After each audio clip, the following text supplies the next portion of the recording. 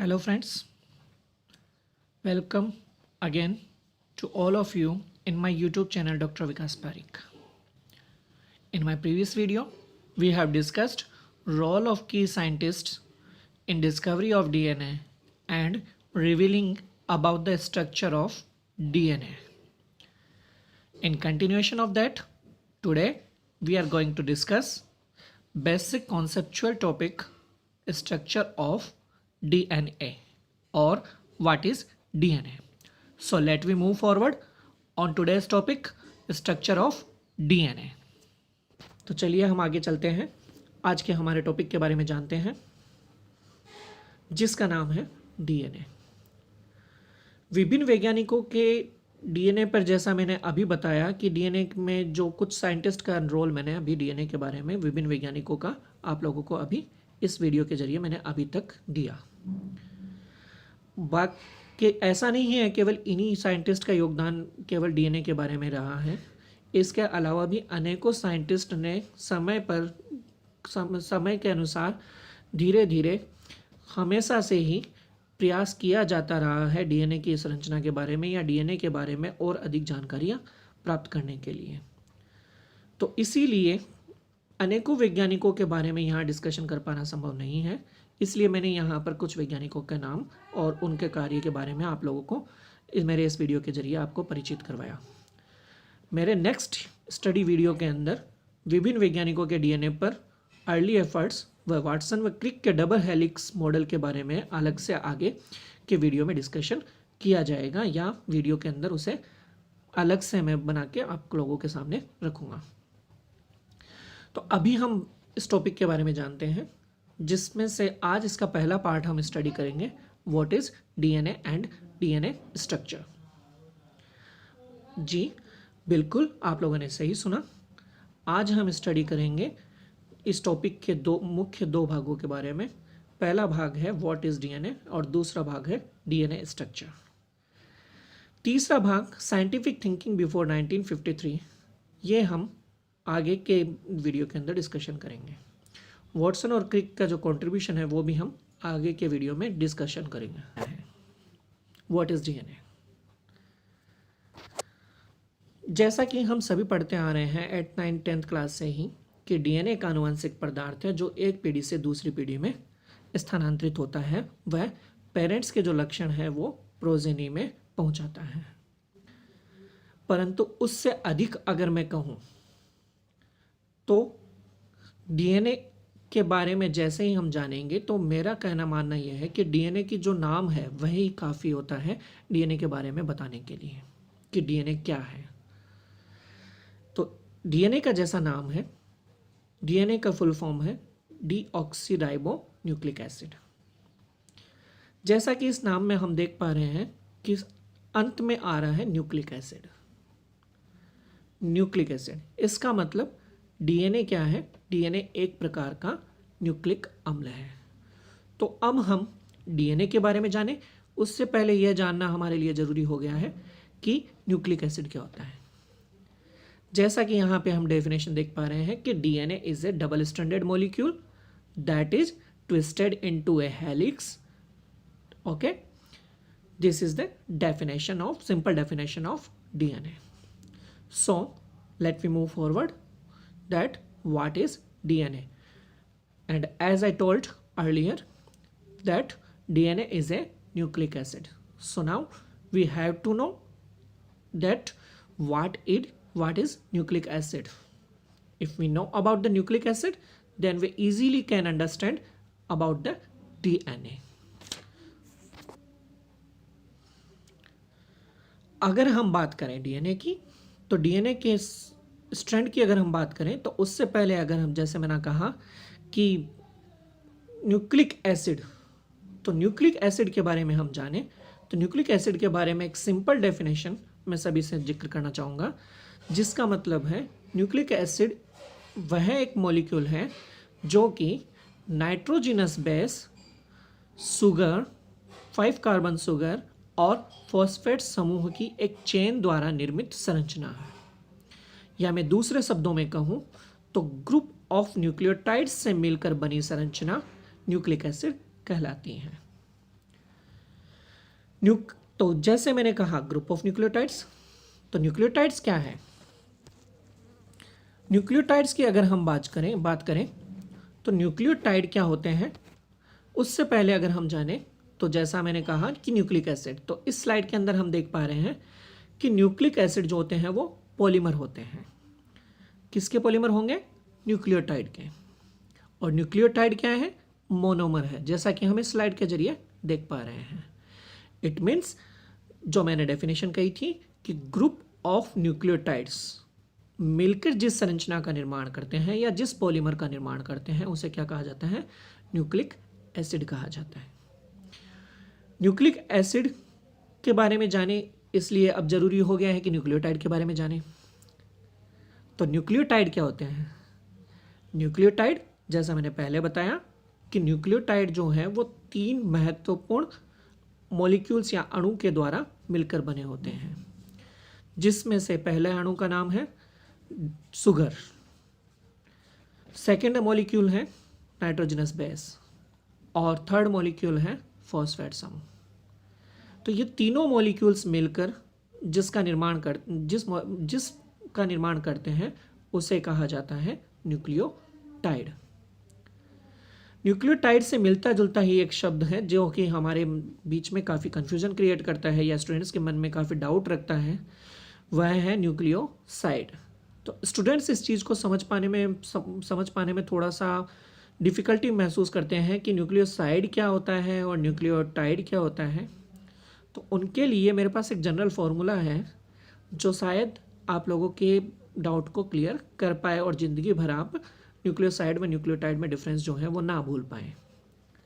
जैसा कि मैंने अभी बताया कि न्यूक्लियोटाइड होता है सुगर, बेस और फॉस्फेट समूह से मिलकर जो बना मॉलिक्यूल होता है वो क्या कहलाता है? न्यूक्लियोटाइड। अब जैसा कि इस नाम में आप देख पा रहे हैं कि न्यूक्लियोसाइड, इट मीन्स लास्ट में, इस नाम के लास्ट में लिखा हुआ है साइड। साइड का मतलब क्या होता है? किनारे कर देना या हटा देना। किसे हटा देना? न्यूक्लियोटाइड को देखिए, सुगर, बेस और फॉस्फेट। तो जब सबसे किनारे होता है उसे ही हटाया जा सकता है आसानी से। यह हम सभी जानते हैं कि अगर एक चेयर के ऊपर 3 या 4 जने बैठे हों और एक लाइन बनी हुई हो, उस लाइन में से अगर हम किसी को आसानी से हटा सकते हैं तो वह व्यक्ति होता है जो कि सबसे किनारे पर बैठा होता है। इसी तरीके से इसके लिए याद करने का तरीका ये हो जाएगा कि न्यूक्लियोसाइड में जो वर्ड है वो साइड है, यानी कि हमें साइड में करना है। किसे साइड में करना है? न्यूक्लियोटाइड में मौजूद जो सबसे किनारे पर मॉलिक्यूल है। कौन है किनारे पर molecule? Sugar, nitrogenous base and phosphate. तो कौन सा हुआ? फॉस्फेट समूह। बिल्कुल सही।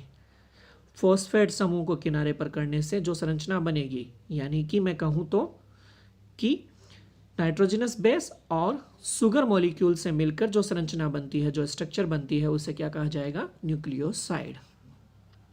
और न्यूक्लियोटाइड क्या होता है? न्यूक्लियोटाइड में तो ऐसा कुछ नहीं है कि साइड वगैरह कुछ हो उसके नाम में, नहीं है। तो इसीलिए न्यूक्लियोटाइड क्या होगा? कंप्लीट मॉलिक्यूल्स का जो मिक्सचर होगा वो क्या कहलाएगा? Nucleotide. Complete molecules means 5 carbon sugar, nitrogenous base and phosphate समूह। इन तीनों से मिलकर जो संरचना बनेगी वो कहलाएगी न्यूक्लियोटाइड। आई होप इस चीज़ से, मेरे हिसाब से जो मैंने अभी बताया है, सभी के डाउट्स क्लियर हो जाएंगे कि न्यूक्लियोसाइड और न्यूक्लियोटाइड में डिफरेंस क्या होता है। इसी तरीके का एक और नाम होता है जो कि यहाँ पर मेंशन नहीं है, जिसको बोलते हैं न्यूक्लियोसोम। यह भी एक काफ़ी डाउट क्रिएट करता है क्योंकि ये तीनों नाम ही एक दूसरे से मिलते हुए हैं। अभी तक मैंने दोनों नाम के बारे में बताया कि क्या न्यूक्लियोसाइड होता है और न्यूक्लियोटाइड क्या होता है, या मैं ये कहूँ कि मैंने ये बताया कि न्यूक्लियोटाइड और न्यूक्लियोसाइड में डिफरेंस कैसे किया जा सकता है। लेकिन अब हमारे सामने एक और मिलता जुलता नाम मैंने सामने रखा है जिसको बोलते हैं न्यूक्लियोसोम। तो न्यूक्लियोसोम क्या होता है, इसके बारे में भी मैं अभी आप लोगों के डाउट क्लियर कर देता हूँ। और मेरा मानना है कि ये चीज़ कंफर्म होने के बाद आप सभी लोगों को जो मेरे इस यूट्यूब वीडियो को देखेंगे कोई डाउट नहीं रहेगा कि न्यूक्लियोसाइड, न्यूक्लियोटाइड व न्यूक्लियोसोम में डिफरेंस क्या है। जैसा कि मैंने बताया कि न्यूक्लियोटाइड क्या है, सुगर, नाइट्रोजनस बेस व फॉस्फेट समूह से निर्मित संरचना को न्यूक्लियोटाइड कहा जाता है। और न्यूक्लियोसाइड क्या है, जैसे मैंने कहा कि साइड में करना है तो किसी साइड में करोगे, फॉस्फेट समूह को। तो फॉस्फेट समूह को साइड में करते क्या बचता है, सुगर प्लस नाइट्रोजनस बेस। तो इसका मतलब the structure which forms from sugar and nitrogenous base is known as a nucleoside. अब तीसरी चीज जो मैंने अभी बताई न्यूक्लियोसोम, वो क्या होता है, इस नाम में ही सब कुछ होता है। मेरा मानना है कि अगर हमें नाम को अच्छे से समझना आ गया तो हम अधिकतर प्रॉब्लम तो वहीं सॉल्व कर लेते हैं। जैसा अभी मैं आपको बताऊंगा न्यूक्लियोसोम के बारे में। न्यूक्लियोसोम, सोम का अर्थ क्या होता है, बॉडी। सोम का अर्थ क्या होता है, बॉडी। और न्यूक्लियोसोम मतलब न्यूक्लिक एसिड की बॉडी। अब न्यूक्लिक एसिड की बॉडी की अगर हम बात करें तो जैसे मैंने कहा कि नाम आया बॉडी, और बॉडी किससे मिलकर बनी होती है, जैसे हमारी बॉडी है तो हमारी बॉडी किससे मिलकर बनी हुई है, अनेकों अंगों से मिलकर बनी होती है। ऐसा तो नहीं है कि सिर्फ हम हाथ को बॉडी बोल दें, कंप्लीट बॉडी के अंदर हमारे सारे ऑर्गन्स मिलकर एक बॉडी का निर्माण कर रहे हैं। वैसे ही अगर न्यूक्लिक एसिड की बॉडी की हम बात करते हैं तो न्यूक्लिक एसिड की बॉडी के साथ में उसकी बॉडी बनाने के लिए, या हम कहें कि उसकी बॉडी के निर्माण के लिए कौन योगदान हो, कि किसका योगदान होगा, तो इसके लिए हमें जानना होगा कि उसकी बॉडी बनाने के लिए प्रोटीन का रोल काफ़ी ज़्यादा होता है। कौन से प्रोटीन्स का रोल होता है उसमें, प्रोटीन्स का रोल होता है उसमें हिस्टोन प्रोटीन्स का रोल होता है। यानी कि डीएनए की हिस्टोन प्रोटीन्स के साथ बाइंडिंग के बाद जो संरचना बनती है उस संरचना को क्या कहा जाता है, न्यूक्लियोसोम कहा जाता है। ठीक है, तो मेरे हिसाब से तीनों के बीच में क्लियर डिफरेंशिएशन अब आराम से कर पाएंगे। पहला न्यूक्लियोसाइड, दूसरा न्यूक्लियोटाइड, और तीसरा न्यूक्लिक एसिड, और चौथा न्यूक्लियोसोम। चार नाम हमारे पास हुए। इन चारों नामों में से सारी चीज़ें अब क्लियर, मेरे हिसाब से अब आप सभी को क्लियर हो गई होगी। पहला नाम है न्यूक्लियोसाइड। तो न्यूक्लियोसाइड किसे कहेंगे, सुगर प्लस नाइट्रोजनस बेस द्वारा निर्मित संरचना को न्यूक्लियोसाइड कहा जाएगा। न्यूक्लियोटाइड किसे कहेंगे, sugar plus nitrogenous base plus phosphate समूह से द्वारा निर्मित संरचना को क्या कहा जाएगा, न्यूक्लियोटाइड। बिल्कुल सही। इसी तरीके से अगर हम बात करें तीसरी चीज न्यूक्लियोसोम की, यहां हम पहले बात करें न्यूक्लिक एसिड की, तो न्यूक्लिक एसिड किसे कहा जाएगा, न्यूक्लिक एसिड कहा जाएगा ग्रुप ऑफ न्यूक्लियोटाइड से मिलकर बनी संरचना को क्या कहा जाएगा, न्यूक्लिक एसिड। बिल्कुल सही। चौथा हमारा जो नाम था वो क्या था, न्यूक्लियोसोम। और न्यूक्लियोसोम किसे कहा जाएगा, बिल्कुल सही, न्यूक्लियोसोम कहा जाएगा डीएनए का हिस्टोन प्रोटीन्स के साथ बाइंडिंग के पश्चात निर्मित संरचना को न्यूक्लियोसोम के नाम से जाना जाता है। तो चारों क्लियर है, बिल्कुल चारों क्लियर हैं। और मेरे हिसाब से अब कभी किसी को कोई डाउट इन चारों के बारे में नहीं रहेगा। तो डीएनए क्या है, न्यूक्लिक एसिड। इट मीन्स यह क्लियर हो गया अब हमें कि डीएनए किससे मिलके बना होगा, न्यूक्लियोटाइड से मिलके बना होगा। और न्यूक्लियोटाइड्स किससे मिलके बने होंगे, sugar plus nitrogenous base plus phosphate समूह से मिलके बने होंगे। तो इसका मतलब डीएनए में भी क्या मौजूद होंगे, एक सुगर होगी, एक नाइट्रोजनस बेस होगा, और फॉस्फेट समूह से मिलकर एक बनेगी न्यूक्लियोटाइड। और उन न्यूक्लियोटाइड्स की जब चेन बनेगी तो वो चेन मिलकर किसका निर्माण करेगी, डीएनए का या न्यूक्लिक एसिड का। इसीलिए डीएनए के नाम क्या लास्ट में क्या लगा हुआ है, न्यूक्लिक एसिड। तो जैसा मैंने कहा कि अगर नाम के बारे में हमें पता है तो हम इजीली डिफरेंशिएट कर सकते हैं कि इसका मीनिंग क्या होगा।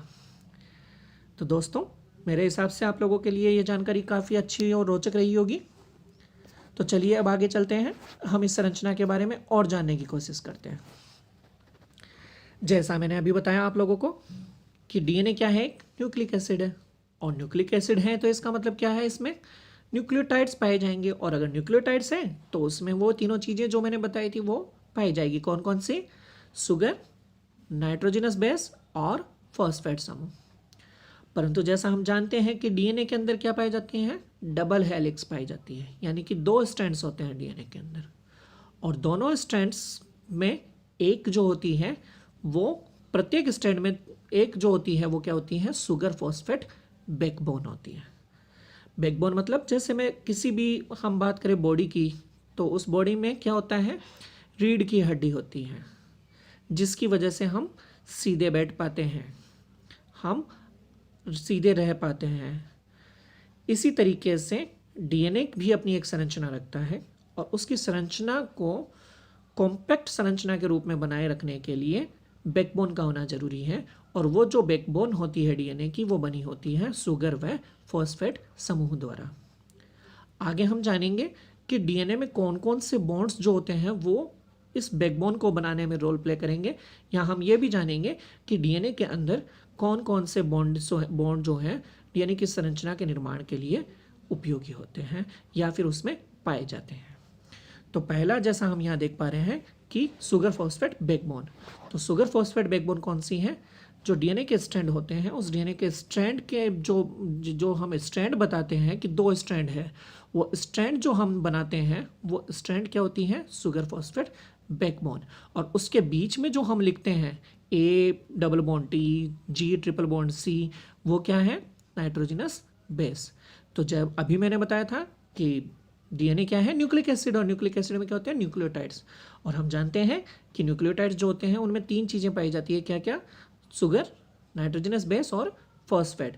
तो यहाँ हम देख पा रहे हैं इस संरचना के अंदर तीनों चीज़ों को क्लियरिटी के साथ में नहीं है कि शुगर की संरचना कैसी होती है, वो हम अभी आगे जानेंगे, लेकिन यहाँ पे तीनों चीज़ें हमें दिखाई दे रही हैं। जो ब्राउन कलर में हमें दिखाई दे रही है, स्ट्रैंड्स दिखाई दे रहे हैं, वो क्या है, शुगर फॉस्फेट की बैकबोन है, और जो हमें यहाँ पे दिखाई दे रहे हैं एडेनिन, थाइमिन, गुआनिन, साइटोसिन के बीच में जो बॉन्डिंग दिखाई दे रहे हैं अलग अलग कलर में, वो क्या है, वो क्या है, नाइट्रोजनस बेस। बिल्कुल सही। तो 2 चीज़ें हुई, क्या क्या हुई, शुगर फॉस्फेट बैकबोन हुई डीएनए की संरचना में, और दूसरा 4 बेस केमिकल्स हुए जिसको हम नाइट्रोजनस बेस के नाम से जानते हैं, और उन डीएनए में जो मौजूद होते हैं वो नाइट्रोजनस बेस कौन कौन से हैं, एडेनिन, थाइमिन, गुआनिन और साइटोसिन। इनमें जो बॉन्डिंग होती है वो हमें दिखाई दे रही है कि एडेनिन हमेशा थाइमिन के साथ पेयर करता है, व गुआनिन हमेशा साइटोसिन के साथ पेयर करता है। एडेनिन व थाइमिन के बीच में डबल बॉन्ड होते हैं, व गुआनिन और साइटोसिन के बीच में ट्रिपल बॉन्ड पाए जाते हैं। इसी के ऊपर चारगॉफ का रूल भी नियम लागू होता है, क्योंकि चारगॉफ का रूल क्या कहता है कि जितनी मात्रा में प्यूरिन डीएनए की संरचना में होगा उतनी ही मात्रा में पिरिमिडिन भी होगा। तो जैसा हम देख पा रहे हैं कि एडेनिन हमेशा थाइमिन के साथ पेयर करता है और गुआनिन हमेशा साइटोसिन के साथ पेयर करते हैं। हम अभी आगे के वीडियो में अभी आगे जानेंगे कि किस तरीके से प्यूरिन और पिरिमिडिन को हम डिफाइन करते हैं, और हाँ, आप लोगों के मन में जो डाउट है कि प्यूरिन क्या होता है और पिरिमिडिन क्या होता है, वह भी हम इस वीडियो के जरिए सॉल्व करने की कोशिश करेंगे। और मेरा मानना है कि ना प्यूरिन और पिरिमिडिन की संरचना में भी आप लोगों को इस वीडियो के देखने के बाद कोई डाउट नहीं रहेगा। उसके अलावा जो नाइट्रोजनस बेस होते हैं उनकी संरचना भी आप आसानी से बना पाएंगे इस वीडियो को देखने के बाद। यह मेरा क्लियर तौर पर मानना है, और इससे आप लोगों के जो डाउट्स हैं वो कंप्लीटली क्लियर होंगे, यह मेरा मानना है। अब हम आगे चलते हैं। यह एक न्यूक्लियोटाइड की संरचना हो गई जो हम देख पा रहे हैं, जैसा अभी अपने जाना था। न्यूक्लियोटाइड्स क्या होते हैं, शुगर, बेस व फॉस्फेट समूह से निर्मित संरचना क्या कहलाती है, न्यूक्लियोटाइड। तो जैसा हम देख पा रहे हैं कि यहाँ पे एक 5 कार्बन शुगर है, उसमें एक तरफ उससे नाइट्रोजनस बेस जुड़े हुए हैं और दूसरी तरफ उससे फॉस्फेट समूह हाइड्रोफिलिक मॉलिक्यूल जो है वो जुड़ा हुआ है। तो एक तरफ शुगर के हाइड्रोफोबिक मॉलिक्यूल जुड़ा हुआ है और दूसरी तरफ हाइड्रोफिलिक मॉलिक्यूल जुड़ा हुआ है। हाइड्रोफोबिक मॉलिक्यूल के तौर पर तो नाइट्रोजनस बेस जुड़ा हुआ है और दूसरी तरफ हाइड्रोफिलिक मॉलिक्यूल के तौर पर फॉस्फेट समूह जुड़ा हुआ है। तो यह एक बेसिक स्ट्रक्चर है किसकी, डीएनए की। यहाँ हम देख पा रहे हैं कि 4 नाइट्रोजनस बेस वेरिएबल होते हैं। यहाँ पे नाइट्रोजनस बेस के बारे में कुछ नहीं लिखा गया है, जहाँ हम अभी आगे जानेंगे। नाइट्रोजनस बेस के तौर पे अभी हमने बताया कि डीएनए के अंदर 4 नाइट्रोजनस बेस पाए जाते हैं। कौन कौन से, एडेनिन, थाइमिन, गुआनिन और साइटोसिन, जिसे कि ए, टी व जी व सी से डिनोट किया जाता है। तो नाइट्रोजनस बेस एक तरफ जो कि हाइड्रोफोबिक होते हैं और फॉस्फेट मॉलिक्यूल दूसरी तरफ जो कि हाइड्रोफिलिक मॉलिक्यूल होते हैं, जो कि एक शुगर के बीच में जुड़े हुए हैं, जिसे हम देख पा रहे हैं कि शुगर के साथ ये दोनों मॉलिक्यूल्स जुड़े हुए हैं। और यह संरचना क्या कहलाएगी, न्यूक्लियोटाइड। अगर इसमें से हम बात करें, जैसे अगर हम देख पा रहे हैं केवल शुगर और फॉस्फेट के नीचे बैकबोन लिखा हुआ है, तो केवल अगर यही संरचना मौजूद हो, या मैं कहूं कि फॉस्फेट को हम साइड लगा दें, जैसा हमने कहा था न्यूक्लियोसाइड, तो साइड लगा दें यानी कि फॉस्फेट समूह इसमें से हटा दें, यानी कि मैं कहूं कि सिर्फ शुगर और नाइट्रोजनस बेस इस संरचना में मौजूद हो, तो वो क्या कहलाएगा, न्यूक्लियोसाइड। लेकिन जब फॉस्फेट समूह इसके साथ जुड़ा हुआ है तो यह कंप्लीट संरचना क्या कहलाएगी, न्यूक्लियोटाइड। तो यही एक मामूली सा डिफरेंस है किसमें, न्यूक्लियोसाइड और न्यूक्लियोटाइड में, जो कि स्टूडेंट्स के लिए काफ़ी प्रॉब्लम क्रिएट करता है। तो आज मेरे हिसाब से दोनों के बीच में कोई डाउट किसी स्टूडेंट्स के मन में नहीं रहेगा, इजीली वो न्यूक्लियोसाइड व न्यूक्लियोटाइड के बीच में डिफरेंस कर पाएंगे।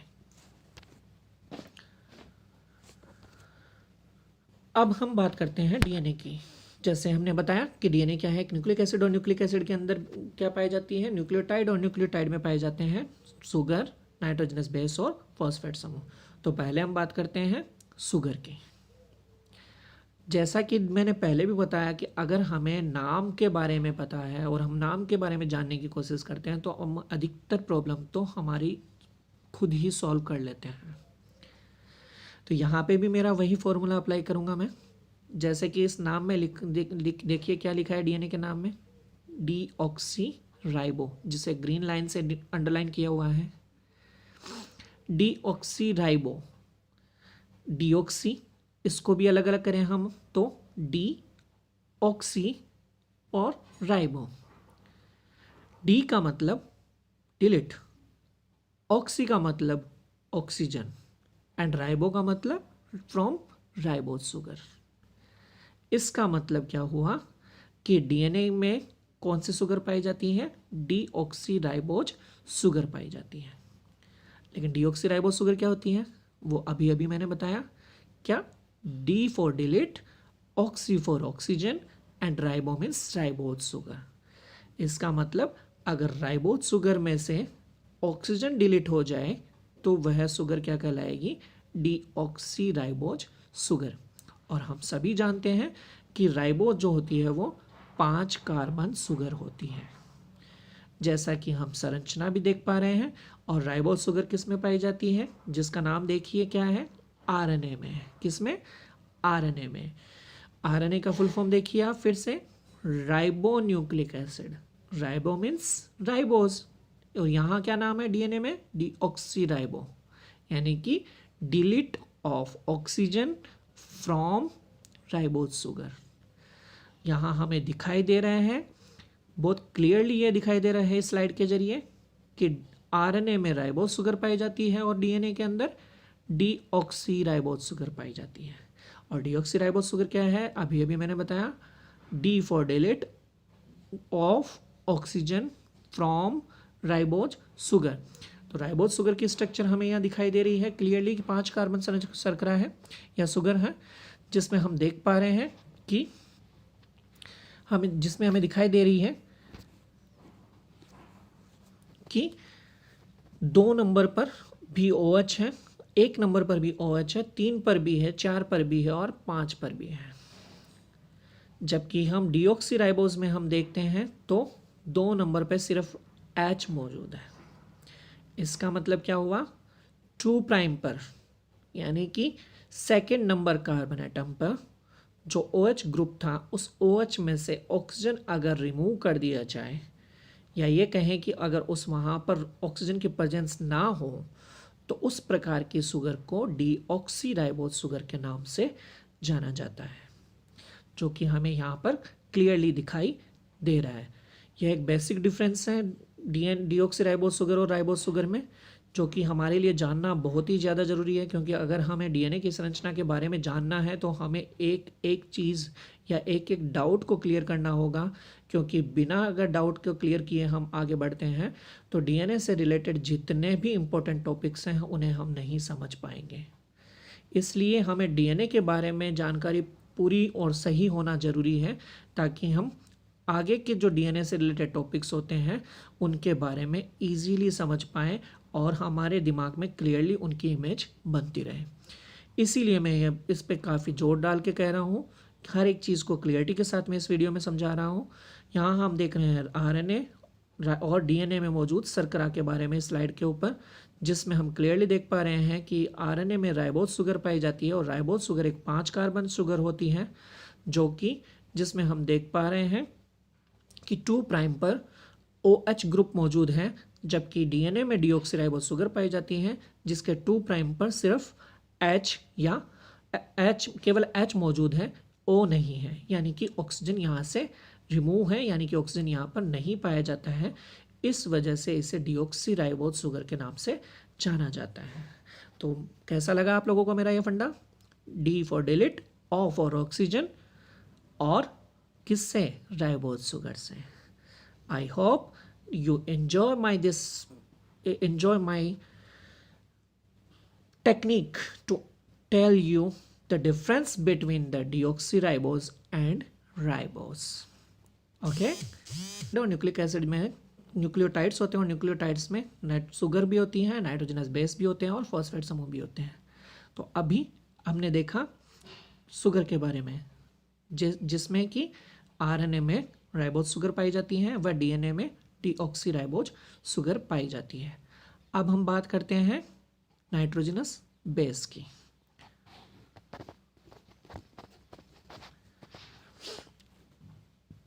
नाइट्रोजनस बेस के बारे में जैसे हमने पहले ही बताया कि नाइट्रोजनस बेस क्या होते हैं।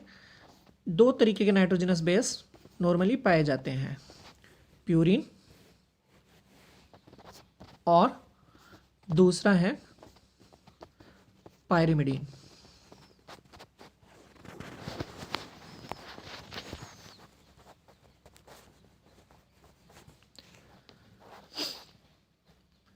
नाइट्रोजनस बेस की अगर हम बात करें तो जैसा हमने कहा कि 2 तरीके के नाइट्रोजनस बेस पाए जाते हैं, प्यूरिन और पिरिमिडीन।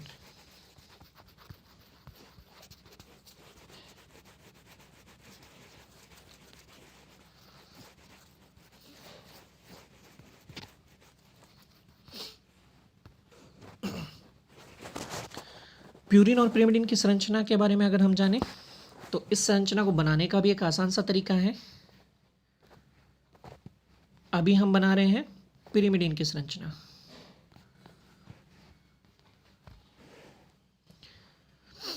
पिरिमिडीन की संरचना में हम देख पा रहे हैं तो यह है पिरिमिडीन की संरचना, और प्यूरिन की संरचना कैसी होगी?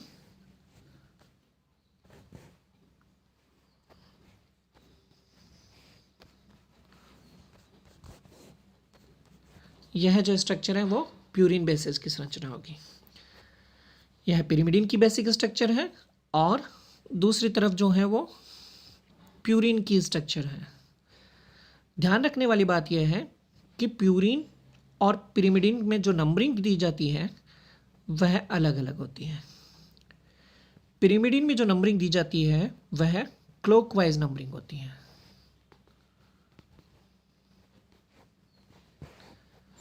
जबकि प्यूरिन के अंदर जो नंबरिंग की जाती है वो एंटी क्लॉकवाइज होती है।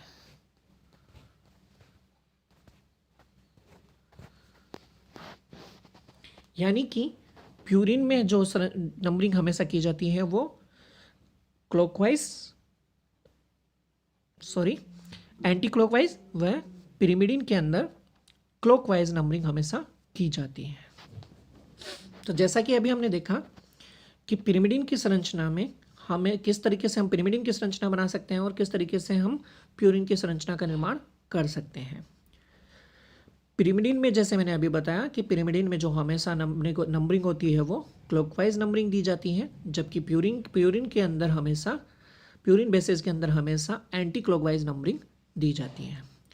अब हम बात करें कि प्यूरिन कौन से हैं और कौन से पिरिमिडिन्स आते हैं। जैसे कि हमने पहले ही बताया कि डीएनए में जो नाइट्रोजनस बेस होते हैं वो एडेनिन, थाइमिन, ग्वानिन और साइटोसिन, ये 4 नाइट्रोजनस बेस जो हैं वो डीएनए के अंदर पाए जाते हैं। वहीं पे अगर हम बात करें आरएनए की, तो आरएनए में थाइमिन की बजाय यूरेसिल पाया जाता है, बाकी तीनों जो हैं वो आरएनए में भी पाए जाते हैं।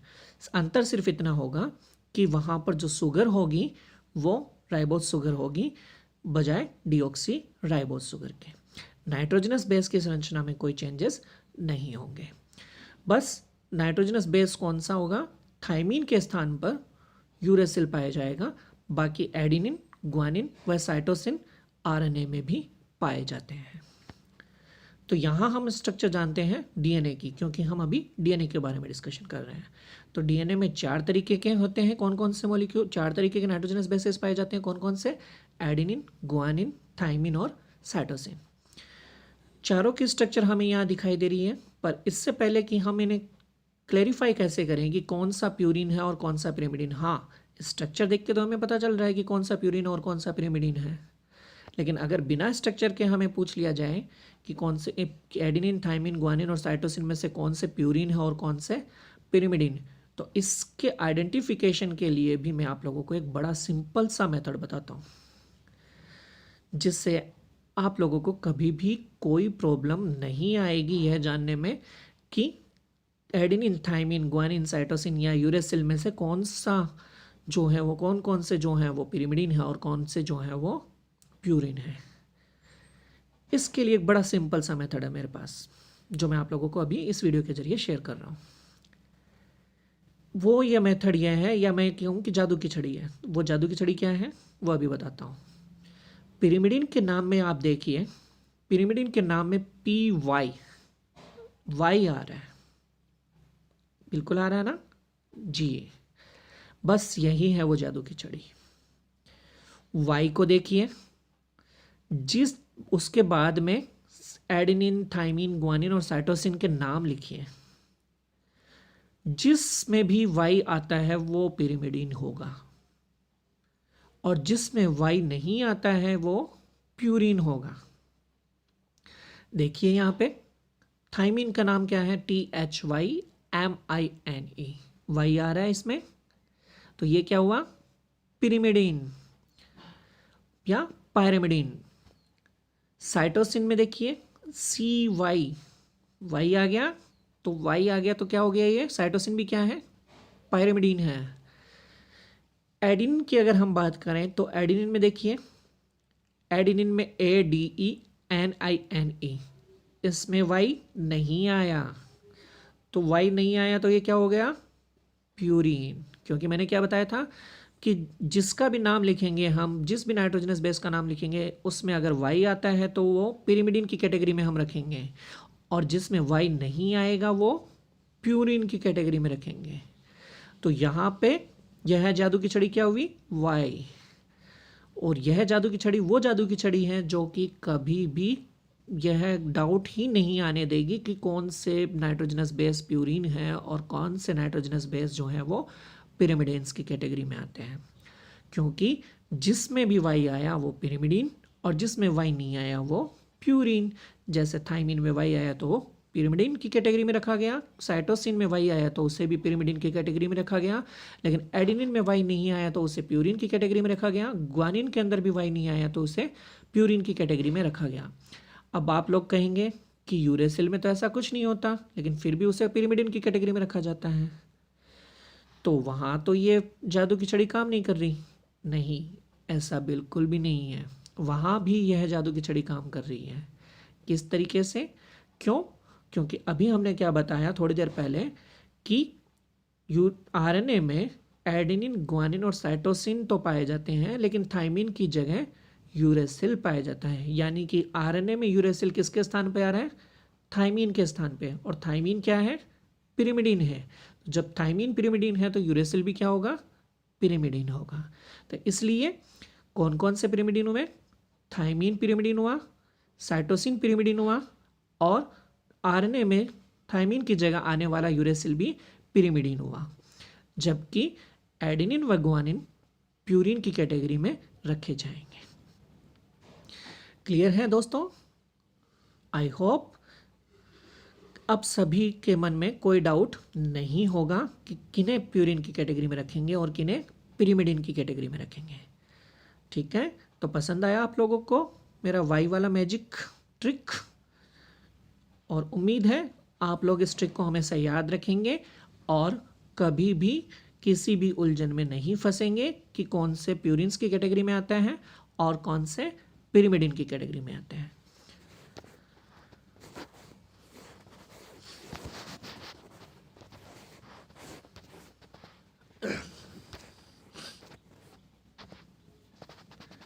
अब इस स्ट्रक्चर में हम देखिए, हम यहाँ पे क्लियरली देख पा रहे हैं कि एक डीऑक्सी राइबोस शुगर है, उसके साथ में नाइट्रोजनस बेस जुड़ा हुआ है और एक फॉस्फेट समूह जुड़ा हुआ है। याद हो अगर आप सभी लोगों को, तो इस स्ट्रक्चर के अंदर जो डीऑक्सी राइबोस शुगर थी उसके अंदर जहाँ CH2OH था वहाँ पे फॉस्फेट ग्रुप जुड़ा हुआ है। यानी कि CH2OH वाले जगह पे फॉस्फेट ग्रुप की बॉन्डिंग हो रखी है, जबकि उसके ऑपोजिट डायरेक्शन के अंदर नाइट्रोजनस बेस की बाइंडिंग हो रखी है। और यह भी बहुत इंपॉर्टेंट कॉन्सेप्ट है डीएनए के बारे में जानने के लिए। तो अभी तक जो भी हमने जाना है वो डीएनए से रिलेटेड सारे डाउट्स को क्लियर करते हुए आ रहा है। इसीलिए मेरा कहना है कि इस वीडियो को अंत तक बड़ा ध्यान से देखें, क्योंकि यह आपके जो कॉन्सेप्ट है डीएनए के बारे में उस कॉन्सेप्ट को पूरी तरह से क्लियर करेगा। कोई डाउट आप लोगों के दिमाग में नहीं रहेगा डीएनए की संरचना से रिलेटेड। इसीलिए मैंने इस टॉपिक को चूज़ किया है, क्योंकि जो डीएनए होता है वो डीएनए से रिलेटेड अधिकतर टॉपिक्स के, या मैं कहूँ कि बहुत सारे टॉपिक्स ऐसे हैं जो कि डीएनए की संरचना पर आधारित होते हैं। अगर हमें डीएनए की संरचना नहीं आती है तो हम उन टॉपिक्स को क्लियरली नहीं समझ पाते हैं। इसीलिए डीएनए के जिससे रिलेटेड डाउट्स का क्लियर होना बहुत ज़्यादा ज़रूरी है। तो यहाँ हम इम्पोर्टेंट टॉपिक्स के तौर पे देख पा रहे हैं कि जो मैंने अभी बताया कि फॉस्फेट समूह है हमें CH2OH वाली तरफ जुड़ा हुआ है और उसके ऑपोजिट डायरेक्शन में नाइट्रोजनस बेस जुड़े हुए हैं। यह भी एक बहुत इंपॉर्टेंट चीज़ है। जैसे हमने बताया कि डीएनए बना होता है न्यूक्लियोटाइड से, और न्यूक्लियोटाइड्स बने होते हैं शुगर, बेस और फॉस्फेट से मिलके। तो यहाँ हमें शुगर भी दिखाई दे रही है, बेस भी दिखाई दे रहा है और फॉस्फेट समूह भी दिखाई दे रहा है। लेकिन अगर हम बात करें, दिखाई दे रहा है, हमें यह दिखाई दे रहा है कि कार्बन के साथ में एक तरफ नाइट्रोजन जुड़ा हुआ है नाइट्रोजनस बेस का, और दूसरी तरफ CH2 के साथ में फॉस्फेट समूह जुड़ा हुआ है। अगर इस नंबरिंग को हम ध्यान से देखें तो पीछे के वीडियोस में हम देख पा रहे हैं कि शुगर के बारे में हम स्ट्रक्चर देखते हैं। अभी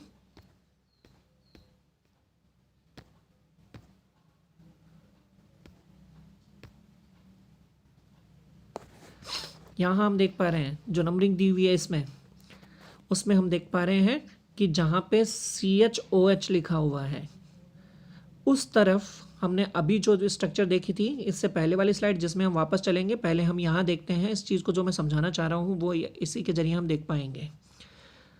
वहाँ हमें क्लियरली अभी दिखाई दे रहा था कि जहाँ CH मौजूद है, CHOH वाली कंडीशन मौजूद है जिसे कि 5' डिनोट किया हुआ है, वहीं पर फॉस्फेट समूह बाइंड है। और उसके जस्ट ऑपोजिट साइड में, यानी कि जहाँ 1' लिखा हुआ है, वहाँ पर नाइट्रोजनस बेस जुड़े हुए हैं। यह बहुत इंपॉर्टेंट पॉइंट है। डीएन तो इसका मतलब क्या हुआ, देख पा रहे हैं बिल्कुल कि यहाँ पे 1' लिखा हुआ है और दूसरी तरफ जहाँ CHOH है वहाँ पे 5' लिखा हुआ है डीएनए की स्ट्रक्चर में या डीऑक्सी राइबोस शुगर के स्ट्रक्चर में। अब हम वापस चलते हैं हमारी स्लाइड पे, ध्यान से देखिएगा उस चीज़ को। ये देखिए फॉस्फेट समूह, फॉस्फेट समूह ये किसके साथ अटैच हुआ, CH2OH वाली साइड में, यानी कि 5 प्राइम पे। इसका मतलब क्या हुआ कि फॉस्फेट समूह हमेशा न्यूक्लियोटाइड में किधर होता है, 5 प्राइम साइड में, यानी कि जो फॉस्फेट समूह की जो बाइंडिंग होती है वो किधर होती है, 5 प्राइम साइड में। और दूसरी तरफ नाइट्रोजनस बेस, तो नाइट्रोजनस बेस के बारे में अगर हम बात करें तो नाइट्रोजनस बेस हमें कौन सी साइड में जुड़ा हुआ है, जहाँ पे अभी मैंने बताया था कि 1 प्राइम साइड में है। तो इसका मतलब क्या हुआ कि नाइट्रोजनस बेस हमेशा न्यूक्लिक एसिड में 1 प्राइम कार्बन एटम के साथ जुड़ेंगे। यह बहुत इंपॉर्टेंट बात है कि नाइट्रोजनस बेस हमेशा डीएनए के न्यूक्लियोटाइड के शुगर के फर्स्ट नंबर कार्बन एटम के साथ बॉन्ड के द्वारा जुड़े होते हैं। कौन से बॉन्ड के द्वारा जुड़े होते हैं ये अभी हम जान रहे हैं। शुगर और बेस के बीच में जो बॉन्डिंग होती है वो बॉन्डिंग होती है ग्लाइकोसिडिक बॉन्डिंग। कौन सी बॉन्डिंग होती है, ग्लाइकोसिडिक बॉन्डिंग। याद रहेगा, बिल्कुल। शुगर और बेस के बीच में जो बॉन्डिंग होती है वो कौन सी होती है, ग्लाइकोसिडिक बॉन्डिंग। बेस में भी एक और इम्पोर्टेंट बात यह है नाइट्रोजनस बेसेस में, जिसमें हमने बताया कि जैसे लिखा हुआ है यहाँ पे कि नाइट्रोजनस बेस में एडेनिन हो सकता है, ग्वानिन हो सकता है, साइटोसिन हो सकता है और थाइमिन हो सकता है। अगर नाइट्रोजनस बेस एडेनिन है तो इस न्यूक्लियोटाइड को बोला जाएगा DATP। अगर नाइट्रोजनस बेस ग्वानिन है तो उसे बोला जाता है DGTP। अगर 3 फॉस्फेट ग्रुप जुड़े हुए हैं तो, एक फॉस्फेट ग्रुप जुड़ा हुआ है तो DAMP, DGMP, DCMP और DTMP। अगर 3 फॉस्फेट ग्रुप जो कि डीएनए के स्ट्रक्चर में जुड़े हुए होते हैं, ट्राई फॉस्फेट जुड़े हुए होते हैं, तो उसे कहा जाता है DATP, DGTP, DCTP और DTTP। क्योंकि हमारी बॉडी में जो न्यूक्लियोटाइड्स होते हैं वो DNTP की फॉर्म में पाए जाते हैं, और जब ये बॉन्ड बनाते हैं और डीएनए या न्यूक्लिक एसिड का निर्माण करते हैं तो यह मोनोफॉस्फेट के रूप में बॉन्डिंग बनाते हैं, फॉस्फोडाइएस्टर बॉन्ड का निर्माण करते हैं। तो इसीलिए मैंने कहा कि यह बॉडी में जो पाए जाते हैं तो ये DNTP के रूप में पाए जाते हैं, यानी कि ट्राईफॉस्फेट के रूप में पाए जाते हैं। इसीलिए इसको मैंने बोला DATP, DGTP, DCTP और DTTP। लेकिन जब ये बॉन्ड बनाते हैं, यानी कि जब ये बैकबोन का निर्माण करते हैं, शुगर फॉस्फेट बैकबोन का निर्माण करते हैं, तो वहाँ पे यह है केवल एक फॉस्फेट ही मौजूद रहता है, इस जो कि स्ट्रक्चर बनाता है। इस तरफ एक तरफ 5 प्राइम से और दूसरी तरफ ऊपर वाली जो शुगर होती है या दूसरी जो शुगर होती है उसके 3 प्राइम से बॉन्डिंग बनाता है और फॉस्फोडाइएस्टर बॉन्ड का निर्माण करता है, जो हम अभी आगे देखेंगे।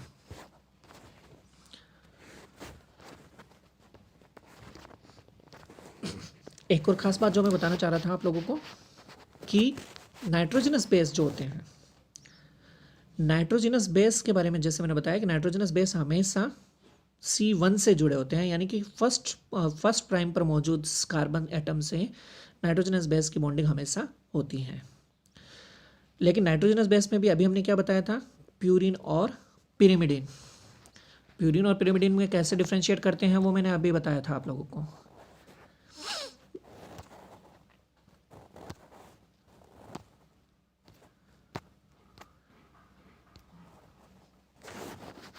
वो मैंने अभी आप लोगों को बताया था कि प्यूरिन और पिरिमिडिन में कैसे डिफ्रेंशिएट करते हैं।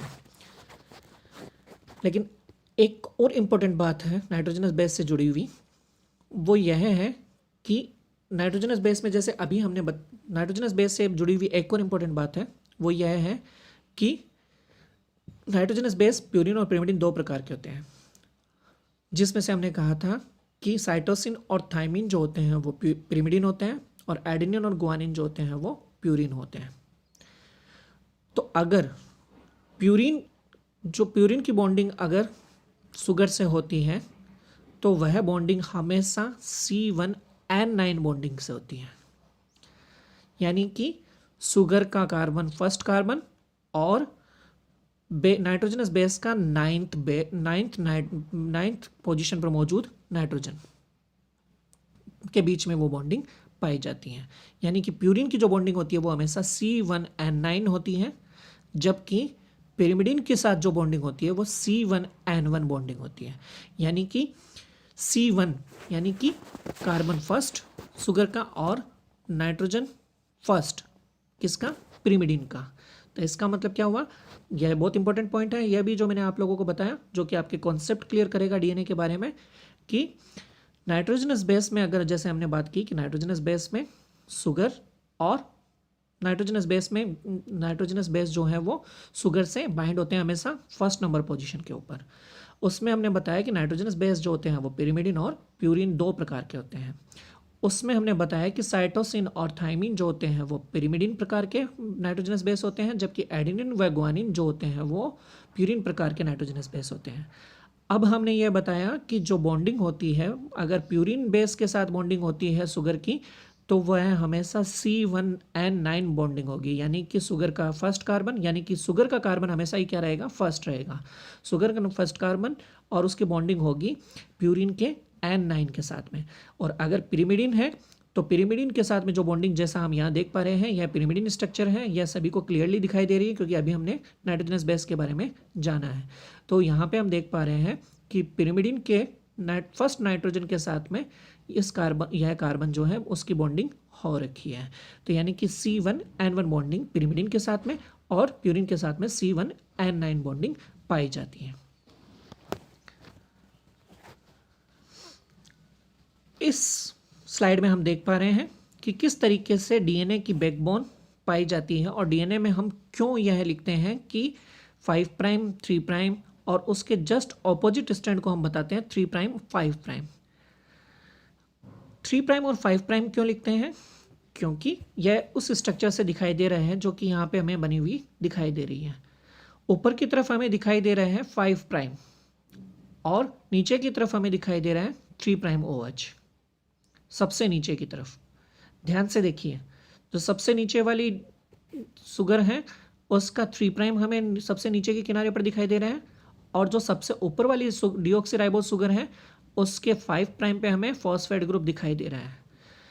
यह एक बहुत इंपॉर्टेंट पॉइंट भी है कि अगर हमें 5 प्राइम और 3 प्राइम लिखा हुआ नहीं दिया जाए किसी डीएनए स्ट्रैंड को अगर बना के और लिख के, अगर हमें यह नहीं बताया जाए कि कौन सा 5 प्राइम और कौन सा 3 प्राइम है, और केवल OH या फॉस्फेट लिखा हो या P लिखा हो, तो उससे भी हम पहचान कर सकते हैं कि कौन सा 5 डीएनए का स्ट्रैंड जो है वो, कौन सा डीएनए का किनारा जो है वो 5 प्राइम है और कौन सा डीएनए का जो किनारा है वो, डीएनए स्ट्रैंड का जो किनारा है वो 3 प्राइम है। कैसे पहचान करेंगे, क्योंकि 3 प्राइम पर हमेशा OH ग्रुप होगा, तो जिस भी साइड में OH ग्रुप लिखा हुआ है वो हमेशा 3 प्राइम के तौर पर जाना जाएगा, और जिस भी साइड में फॉस्फेट समूह या लगा हुआ है वह हमेशा 5 प्राइम नाम से जाना जाएगा। ठीक है, तो अगर हमें 5 प्राइम या 3 प्राइम नहीं भी लिखा हुआ मिले और केवल OH या फॉस्फेट समूह हमें मेंशन किए हुए हों डीएनए के दोनों किनारों पर, तो भी हम यह पहचान कर सकते हैं कि कौन सा किनारा 3 प्राइम है और कौन सा किनारा 5 प्राइम में आया। किस तरीके से जो हम पहचान कर सकते हैं कि कौन सा जो है वो 5 प्राइम है और कौन सा किनारा जो है वो 3 प्राइम है। उसके साथ ही जैसे मैंने बताया था कि डीएनए में कौन कौन से बॉन्डिंग जो है वो पाई जाती है, उसका भी हमने अभी तक डिस्कशन किया है, जिसमें अभी तक जो निकल के आया है वो निकल के आया शुगर और बेस के बीच में बॉन्डिंग। शुगर और बेस के बीच में बॉन्डिंग जो हमने देखी वो कौन सी बॉन्डिंग है, ग्लाइकोसिडिक बॉन्डिंग। शुगर और बेस के बीच में जो बॉन्डिंग होती है वो अभी हमने डिस्कशन किया कि अगर प्यूरिन है तो C1N9 बॉन्डिंग, और अगर पिरिमिडिन है तो C1N1 बॉन्डिंग। तो अब इस संरचना में हम देख पा रहे हैं यहाँ पे हमें डबल हेलिक्स दिखाई दे रही है सामने, 5 प्राइम 3 प्राइम दोनों तरफ लिखा हुआ है। एक तरफ एक स्टैंड जैसा मैंने अभी बताया था कि 5 प्राइम टू 3 प्राइम लिखते हैं हम, और दूसरे स्टैंड को हम 3 प्राइम से 5 प्राइम दिखाते हैं, और बीच में जो सीढ़ियाँ जैसी स्ट्रक्चर दिखाई दे रही है हमें, वो क्या है, नाइट्रोजनस बेस आपस में बॉन्डिंग उन्होंने बना रखी है।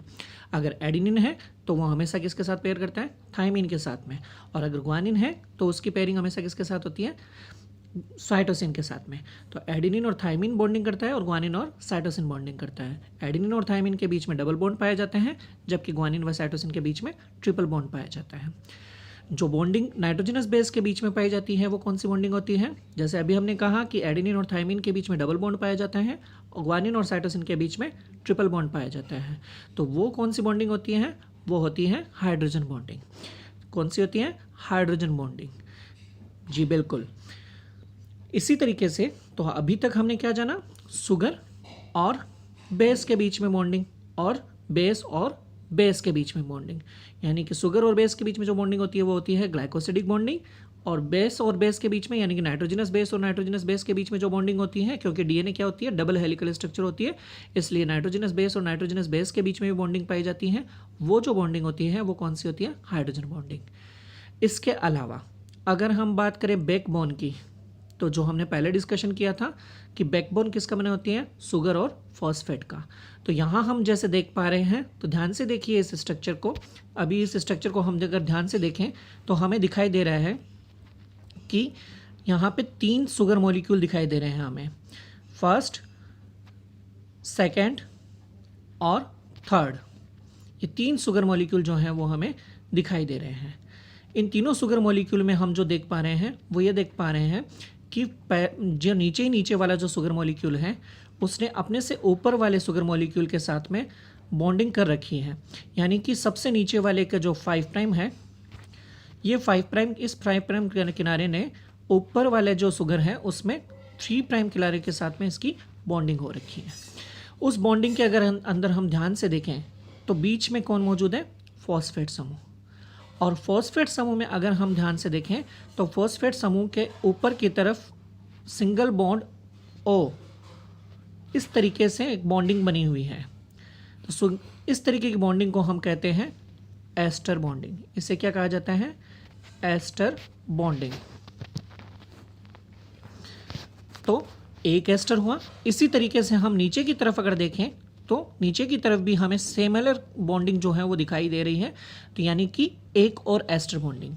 इसका मतलब 2 शुगर मॉलिक्यूल आपस में किसके द्वारा जुड़े हुए हैं? 2 एस्टर बॉन्ड के जरिए जुड़े हुए हैं। लेकिन बीच में कौन है उनके? फॉस्फेट। इसलिए इस बॉन्डिंग को क्या नाम दिया जाता है? Phosphodiester bonding. क्या नाम दिया जाता है? Phosphodiester bonding. इसका मतलब क्या होगा कि डीएनए में टोटल 3 प्रकार की बॉन्डिंग हमें देखने को मिलती है। कौन कौन सी? पहली, शुगर और नाइट्रोजनस बेस के बीच में। शुगर और नाइट्रोजनस बेस के बीच में कौन सी बॉन्डिंग होती है? Glycosidic bonding. दूसरी जो हमें देखने को मिलती है वो कहाँ देखने को मिलती है? डीएनए की दोनों हेलिक्स के बीच में मौजूद नाइट्रोजनस बेस के बीच में।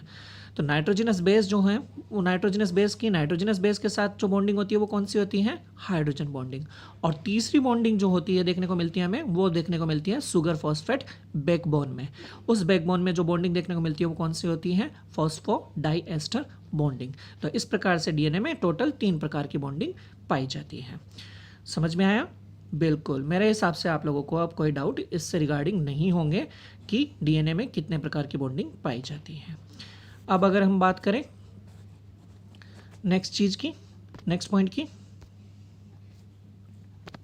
अगर हम बात करें नेक्स्ट स्लाइड की, तो अब इस नेक्स्ट स्लाइड में हम देख पा रहे हैं कि अभी तक हमने जो कुछ जाना वो ये जाना कि डीएनए की संरचना में किस तरीके से शुगर पाई जाती है, कौन सी शुगर पाई जाती है, उसकी स्ट्रक्चर कैसे बनती है, नाइट्रोजनस बेस कितने प्रकार के होते हैं, नाइट्रोजनस बेस को में से एडेनिन, थाइमिन, ग्वानिन और साइटोसिन को किस तरीके से प्यूरिन में कैटेगराइज करते हैं और कौन से पिरिमिडिन में कैटेगराइज करते हैं। उसके बाद में हमने अभी जाना कि डीएनए की जो बॉन्डिंग होती है वो कौन सी बॉन्डिंग डीएनए में पाई जाती है। टोटल 3 प्रकार की बॉन्डिंग डीएनए में पाई जाती है। और अब हम देख यहाँ पे जो ये स्लाइड आप लोगों को जो शो हो रही है, इस स्लाइड में लिखा हुआ है does DNA fit the requirements of the heredity.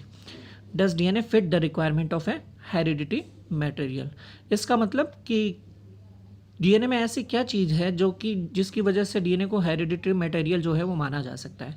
यह इस स्लाइड्स में क्लियर हो जाएगा आप लोगों को, जहाँ पे ये एक टेबल बनी हुई है, इस टेबल के जरिए पूरा क्लियर हो जाएगा, जो मैं अभी आपको क्लेरिफाई कर देता हूँ। इसमें अगर हम बात करें, एक तरफ लिखा हुआ है रिक्वायरमेंट और दूसरी तरफ लिखा हुआ है डीएनए कंपोनेंट। क्या क्या रिक्वायरमेंट होनी चाहिए कि हम किसी मटेरियल को हेरिडिटरी मटेरियल के तौर पर स्वीकार कर लें या एक्सेप्ट कर लें। तो इसमें पहली रिक्वायरमेंट है has biological useful information to make protein. क्या डीएनए के अंदर हेरिडिटरी मटेरियल अगर है वो है तो उसमें ऐसी कोई बायोलॉजिकल यूज़फुल इंफॉर्मेशन होती है प्रोटीन बनाने के लिए? इसका जवाब सामने की तरफ दिया हुआ है कि हाँ होती है। यानी कि डीएनए से एमआरएनए बनता है और एमआरएनए में जो 3 न्यूक्लियोटाइड या 3 न्यूक्लियोबेस जो होते हैं वो एक अमाइनो एसिड को कोड करते हैं, जिसकी वजह से ग्रुप ऑफ अमाइनो एसिड मिलकर प्रोटीन का निर्माण करते हैं। दूसरा पॉइंट यहाँ पे क्या लिखा हुआ है? Must reproduce faithfully and transmit to offspring. अगर वो हेरिडिटरी मटेरियल है तो प्रोटीन निर्माण तो चलो ठीक है, लेकिन उसके साथ साथ क्या होना चाहिए कि वह रिप्रोड्यूस होना चाहिए फेथफुली, और जो ऑफस्प्रिंग है उसमें भी वह ट्रांसमिट होना चाहिए, यानी कि उसमें भी जो वह डीएनए जो है वो ट्रांसफ़र होना चाहिए, ऑफस्प्रिंग में भी वह मौजूद होना चाहिए। तो यहाँ हम देख पा रहे हैं कि इसका आंसर क्या है, कि क्या ऐसा होता है? इसका आंसर है कॉम्प्लीमेंट्री जो बेसेज होते हैं वो फेथफुली होते हैं। कॉम्प्लीमेंट्री बेसेज मीन्स एडेनिन के सामने कॉम्प्लीमेंट्री कौन सा होता है? थाइमीन। यानी कि अगर थाइमीन से रेप्लिकेशन होगा या ट्रांसक्रिप्शन होगा तो थाइमीन के सामने हमेशा क्या जुड़ेगा? एडेनिन ही जुड़ेगा। यानी कि दोनों एक दूसरे के लिए क्या होते हैं? फेथफुली होते हैं। इसी तरीके से ग्वानिन के साथ हमेशा साइटोसिन जुड़ेगा, यानी कि ग्वानिन जो है वो साइटोसिन के प्रति फेथफुल होता है और साइटोसिन जो होता है वो ग्वानिन के प्रति फेथफुल होता है। इसीलिए यहाँ पे लिखा है कि फेथफुल तो ये होता है। दूसरा जो क्वेश्चन इसमें था वो ये था कि ऑफस्प्रिंग में ट्रांसफ़र होता है या नहीं होता है। तो इसमें इसका आंसर क्या है? फाउंड इन जर्म सेल्स, कि यह जर्म सेल्स के अंदर पाए जाते हैं ऐसा। तो इसका मतलब क्या हुआ कि ऑफस्प्रिंग में डीएनए जो है वो ट्रांसफ़र होता है। तो दूसरा आंसर भी मिला हमें। तीसरा जो पॉइंट दिया हुआ है वो क्या है कि अगर डीएनए हेरिडिटरी मटेरियल है तो वह क्या होना, उसमें क्या क्या क्या क्या होना चाहिए? Must be stable with in a living organism, कि वो स्टेबल होना चाहिए एक लिविंग ऑर्गेनिज्म के अंदर। जैसा कि हम सभी जानते हैं कि डीएनए एक स्टेबल न्यूक्लिक एसिड है जो कि जिसकी बैकबोन जो होती है वो स्ट्रॉन्ग कोवेलेंट बॉन्ड के जरिए बनी होती है, हाइड्रोजन बॉन्डिंग के जरिए बनी होती है, और फॉस्फोडाइस्टर बॉन्ड भी उसमें पाया जाता है। उसके अलावा अगर हम बात करें एक और फिर जो फोर्थ पॉइंट जो यहाँ पे दिया हुआ है इस टेबल के अंदर, उसमें क्या लिखा है? Must be capable of incorporating stable changes. अगर वो हेरिडिटरी मटेरियल है तो डाइवर्सिटी के लिए, क्योंकि हमेशा एक जैसे जीव तो नहीं बनेंगे, तो उनमें हमेशा कुछ ना कुछ चेंजेस होना जरूरी है। यानी कि डीएनए में स्टेबल चेंजेस होने चाहिए। वो चेंजेस भी कैसे हो? स्टेबल चेंजेस होने चाहिए, आवश्यक है, या स्टेबल चेंजेस उत्पन्न करने में वो कैपेबल हो। तो यहाँ अभी इसका आंसर दिया हुआ है इसी टेबल के अंदर। Bases can change through non mechanism, कि जो नाइट्रोजनस बेस हैं वो चेंज हो सकते हैं ज्ञात मैकेनिज्म के जरिए। ज्ञात मैकेनिज्म कौन सा है? ज्ञात मैकेनिज्म किसे कहेंगे? म्यूटेशन को। बिल्कुल सही जवाब। जो म्यूटेशन है उस म्यूटेशन के जरिए जो चेंजेस आते हैं नाइट्रोजनस बेस में, उन चेंजेस की वजह से नाइट्रोजनस बेस में भी चेंज आते हैं और उसी की वजह से डाइवर्सिटी भी ऑर्गेनिज्म के अंदर देखने को मिलती है। तो इसका मतलब क्या हुआ कि डीएनए हेरिडिटरी मटेरियल के पूरी रिक्वायरमेंट्स को फुलफिल करता है, इसीलिए डीएनए को हेरिडिटरी मटेरियल भी कहा जाता है और डीएनए हेरिडिटरी मटेरियल होता भी है। तो अभी हम ने डिस्कशन किया, तो मेरे हिसाब से इस टॉपिक से रिलेटेड काफ़ी इन्फॉर्मेशन आप लोगों को इस वीडियो के जरिए मिली होगी।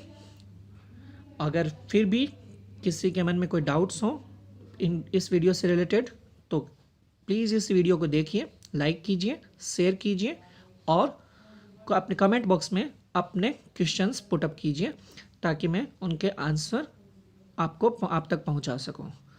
धन्यवाद, नमस्कार।